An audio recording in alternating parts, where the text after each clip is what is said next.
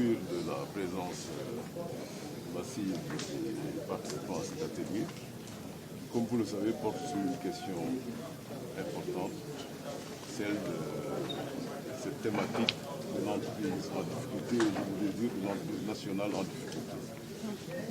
Il a été effectivement souligné que ce sont les PME qui sont le plus durement frappées par des situations difficiles lorsque c'est le cas, ou bien en tout cas par des retournements de situation ou de marché, et qui se retrouvent donc confrontés presque à l'obligation de disparition.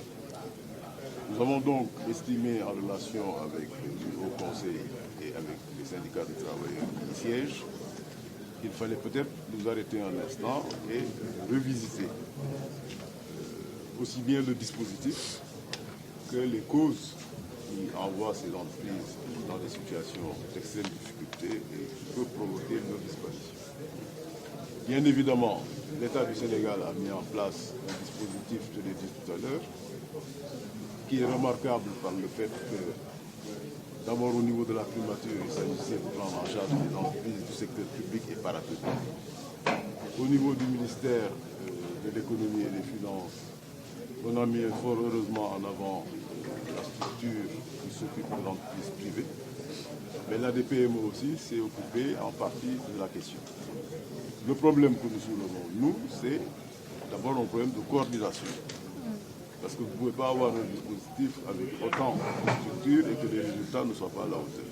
Ça veut donc dire que nous avons un problème de coordination. Nous avons un problème de peut-être redéfinition du rôle des uns et des autres. Et nous avons un problème de visibilité du dispositif qui permet d'écouter l'entrepreneur qui est en difficulté, de prendre en charge les questions qui sont à l'origine de ces difficultés et de pouvoir peut-être les répartir au sein de ce dispositif. C'est la raison pour laquelle nous plaidons, je pense que nous serons écoutés, pour la mise en place d'une structure transversale qui serait sous, en tout cas, l'égide du ministère de l'économie et des finances, qui est une position transversale, mais qui permettrait à tous les acteurs de pouvoir se retrouver et de pouvoir prendre appui sur le dispositif actuel et pourquoi pas aussi le faire évoluer.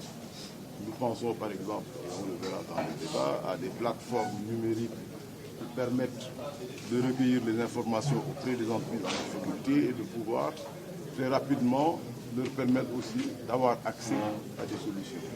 La question de fond, c'est quelle est l'efficacité du système ou du dispositif que nous mettons en place pour que les entreprises en difficulté ne demeurent pas longtemps en difficulté, puisque quand vous demeurez longtemps en difficulté, vous disparaissez. Donc, c'est ça. Il y a donc à interroger aussi le dispositif juridique, le dispositif financier, naturellement la fiscalité, mais aussi les capacités de l'entrepreneur lui-même à faire face. Ce qui veut dire qu'il y aura des questions de formation, des questions de mise à niveau.